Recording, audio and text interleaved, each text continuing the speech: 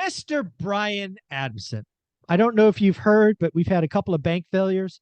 Silicon Valley Bank, 2 miles from my house, second largest bank failure on record behind Washington Mutual. Lo and behold, on Sunday, we had the third largest bank failure. I think it was called Signature Bank out of New York. You're a real estate guy. You're an out-of-state real estate investor. You helped hundreds of people move forward. I've got to ask, dude, scary time. Regional banks are failing. 10-year notes crashing. I'm guessing you stopped real estate investing. You're just going to sit down, chill, do nothing because the world is ending, right? So I heard about that, I think Thursday of last week, and then went to the beach on Friday and spent the weekend with my wife and text my agent last night, and she sent me 4 deals to look at today. And so when we get off of here, I'm gonna spend my office hours from 1 to 3 looking at properties and submitting offers, man. So didn't change your life very much. Not one bit did it change my life. And as a matter of fact, I'm encouraged by thinking there's probably some people sitting around with some cash right now, maybe looking to deploy. Yeah, it's funny as having been on YouTube for the last 4 or 5 years, a channel that's approaching 50,000 subs, which I'm grateful for each and every one of them. Congrats on that, Mike. That's Thank a you. lot of hard work, bro. Yeah, it's a lot of hard work. It's fun. I love all. I get to talk to millionaires every day. What a great life I have. But the thing that was interesting to me is a lot of people are interested in real estate investing. Lots of people. You write a best-selling book, like One Rental at a Time, you get a lot of people coming, a lot of interest. And then you have this exogenous event, which doesn't impact their lives one iota. They have no money at Silicon Valley Bank. They're not employed by Silicon Valley Bank. They don't work for a tech startup. They're nothing. But their entire weekend is consumed by consuming negative content and crisis content on Twitter and on YouTube. And guys like you and I, we look at real estate. We talk about projects. Not one thing. In fact, the only thing that changed to me is debt got cheaper. Yes, sir. Yes, debt sir. Got What's cheaper. interesting about that point you bring up, Mike? I'm just a firm believer that most people look for a problem versus a solution. They can't wait to hear the next problem so that they can have a justifiable excuse as to why they aren't moving forward, pushing past the fear, the apprehension, the doubt, and doing the work. And so they're looking for any opportunity to say, that's why I shouldn't do it. And it's like, well, you can take that position, but you're going to continue to live in pain because we're over here doing the work. Yeah. It would be funny if it wasn't sad. I have people that are in my network that have been supposedly doing the work, and they spent all weekend. They must have sent me dozens of texts about how the world was going to end Monday. Wow. And if you watched my daily financial news on Sunday, or maybe it was even Saturday, I opened with, folks, take a breath. And it was because of all these frantic text messages. And again, they don't work at the bank. They're not in tech, so they're not worried about payroll. They're not even second order derivative potentially impacted. But their entire weekend was lost to nonsense as far as I was concerned. Is a banking crisis a problem? Yes. But you know what? We have had banking problems before. Banks have failed before. I told everybody, wait till Monday and let's see what happens. Just wait. I've been here before. This is not new. Yeah. But that's all they wanted to. And I'm like, just don't send me another text. Go, turn off your phone and go to the beach. Go find Brian Addison and his wife in Orlando. Just go sit on the beach and listen to a book.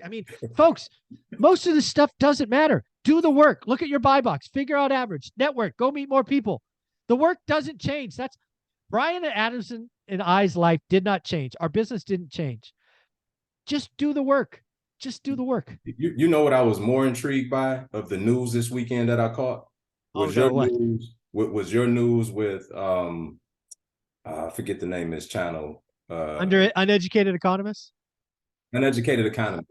I was more intrigued by hearing what's going on with lumber and lumber futures, and that was awesome, right? Right. I was much more intrigued by that than I was the banking crisis, quite honestly. Yeah, no, I agree with you. That was an awesome interview. And again, he knows that stuff like the back of his hand. He educated me on things I had never known. Uneducated economist, thank you for coming on the channel again. You are amazing at what you do. He did 2 videos with us yesterday. They're both live. But yeah, it's dude, yeah, it's the housing market. We have rates coming down, the 10 years down, but we also have fear climbing. It's a wild time. What do you do with fear? Right in your circle. How first off, do you ever get afraid? All the time. Oh, tell me. All the time. I think it's relative though, right? So for me, I do a lot of speaking. I do a lot of pouring into communities. And there's always a little bit of a, I guess, I don't know if you call it fear, a little bit of anxiety. Butterflies. Yeah. Butterflies, right? And not because I don't know what I know, it's because Yeah. I'm here to serve. I'm not here to talk to myself, right? I already know the stuff I know. And so I want to always be conscious of being able to package and deliver things in such a way to make them digestible for folks to go out and take action, right? It's Yeah. never about us talking about how smart we are, right? It's always about, can people take this and go do something with it? Yeah. So in that regard, yeah, I mean, and then, there's always a little bit of angst whenever you're doing a deal, right? Sure. Whenever you're raising the capital, whenever. But the difference between us and probably most folks is that we just do it in spite of how we feel about it. Because I know that the feelings are fleeting, Yeah. and it's all in my mind. It's not happening in real life more often than not.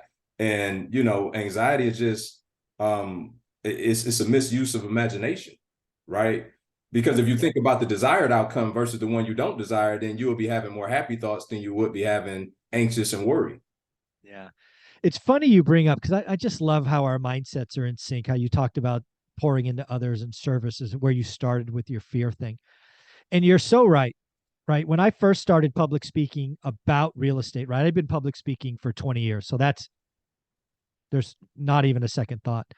But initially, when I did public speaking about one rental at a time, it was just telling our story. But this is where the mistake happened. Is you do that, you get applause, they take pictures, everybody's happy, and then you go to the parking lot and you overhear husband wife say, good for them or good for him, we can't do that because of X, Y, and Z. I wasted an hour. I don't need the applause. I'm already, self-aware.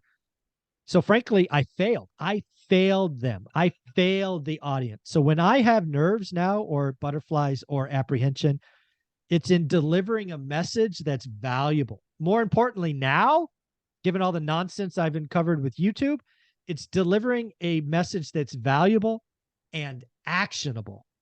That last step is hard. For sure. It's freaking For hard, sure. man. Because everybody, they've coined this phrase that knowledge is power, but it's not. Applied knowledge is power. Thank you. We live in the information age. You can get knowledge from anywhere, right? Exactly. So how do I evoke something inside of someone to answer the problem that they have in their mind, and then get them to move to a point of action? And for me, I think it's a lifelong challenge, and one that I'm definitely committed to doing. But to see the fruit of that happening is infectious and is kind of addicting for us. And so we get up every day and we try to do that. But that's the thing that I'm most concerned about, is always making sure that I'm putting people through my message in the best situation to go out and succeed and produce what they want to produce for themselves. Yeah. Well, I know you're doing a great job of it. You have an amazing YouTube channel. What is it, and what's your Instagram page? Because more and more people need to be following you. Yes, sir. It's Brian Adamson Real Estate is my YouTube, and then Brian Adamson Official on Instagram. And we put out content, just about daily on both platforms. Awesome, folks. Do me a favor. If you are going to go and subscribe or follow or whatever the right word is, tell him you came from one rental at a time, so he knows his time with us each week is valuable. Brian, thanks for coming back. Yes, sir. Thank you, Mike. Mhm.